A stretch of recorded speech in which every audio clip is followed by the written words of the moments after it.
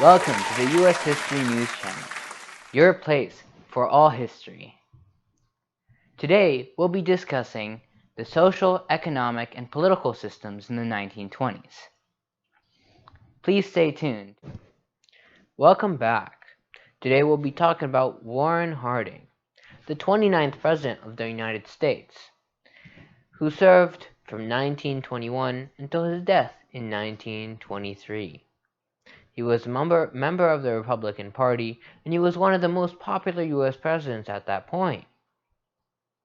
Afterwards, however, a number of scandals, including the Teapot Dome scandal, however, came to light, largely tainting his legacy. He won a landslide election over Democrat James M. Cox, and he then imprisoned the Socialist Party candidate Eugene Debs. His administration was later known to be full of corrupt cabinet members, known as the Ohio Gang. He also had a reputation for adulterous behavior.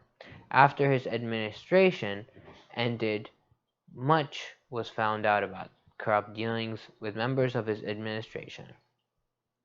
The Harding presidency and administration gave a hint about the kinds of abuses and corruption of duty to the people of this country that took place during the 1920s, so-called the Gilded Age.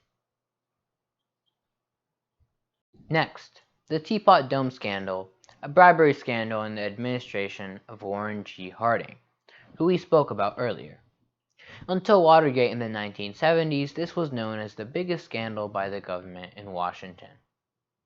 Albert Bacon Fall, the Secretary of the Interior, leased Navy petroleum reserves at Teapot Dome in Wyoming to oil companies at extremely low rates without bidding from competitors. The terms were very, very favorable to the companies, who in return secretly bribed Fall, making him very rich. Senator Thomas J. Walsh investigated Fall and found out about the bribes and riches to Fall's ranch, investments, and businesses. Fall was eventually convicted of accepting the bribes and became the first presidential cabinet member to go to prison.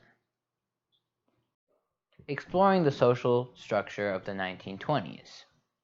Flappers. The 19th Amendment gave women the right to vote and ushered in a whole new decade. A breed of liberated modern women became known as flappers, which is slang term for impulsive teenage girls. Yet flappers had a distinctive appearance and dress. They cut their hair short in a bob cut, straight, loose-fitting dresses with bare arms and low necklines. Their fashion was almost considered scandalous. These women would dance, ride bicycles, drive automobiles, listen to jazz, smoke cigarettes, and even drink alcohol. Many critics felt that their style of dress was not only improper, but near nakedness. Next, Prohibition. Prohibition began in the United States of America in January 1920, after the 18th Amendment became effective, making the manufacture and sale of alcohol now illegal. Alcohol was perceived in many circles as a social harm, leading to mothers, church groups, and politicians to seek restrictions on it and ultimately outlaw it altogether. This didn't stop those who were interested in it, however. Bootleggers found inventive ways of manufacturing and selling liquor. They created homemade moonshine or bathtub gin and smuggled them into cities and bars. Places called speakeasies were set up, effectively creating clubs where people could continue to drink and avoid the law. Organized crime began to run alcohol smuggling operations and grow in power. Famous gangsters like Al Capone in Chicago and others became ultimately the biggest benefactors of the Prohibition until it was repealed in 1933. A glimpse into the economics of the 1920s with Henry Ford and the assembly line. Cars existed prior to the 1920s, but they took weeks and sometimes even months to produce, and they required many high-skilled craftsmen with years of experience and apprenticeship. Henry Ford revolutionized this process through the invention of something he called the assembly line, which divided the individual craftsman's tasks into hundreds of smaller subtasks that were easily performed in repetition by hundreds of unskilled workers. This automated the process of building a car and led to much higher production rates of automobiles.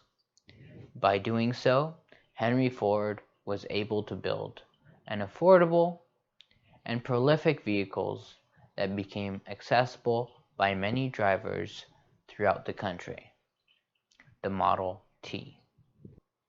Next, mass consumption. The 1920s was a decade of mass consumption. Industrial production, corporate profits, and income rose to record levels. This coincided with the efficient management, increased productivity, and new technologies, altogether a richer and happier workforce, a larger middle class that could be marketed towards. Electricity was prevalent in city homes, and many items including fridges, toasters, irons, vacuum cleaners, and washing machines were being sold as essential. Overproduction drove down the cost of manufacturing, and companies came up with new incentives to get buyers to pay even if they couldn't afford things, by offering installment plans. Ads became big in American culture and dominated newspapers and magazines. Techniques of psychological persuasion, such as the sex appeal, social snobbery, outrageous claims, and fabricated scientific studies, were used to convince people to buy, and they sure did. And that's our show for tonight, folks. Thanks for watching, and be sure to check out our next video. See you on the next one.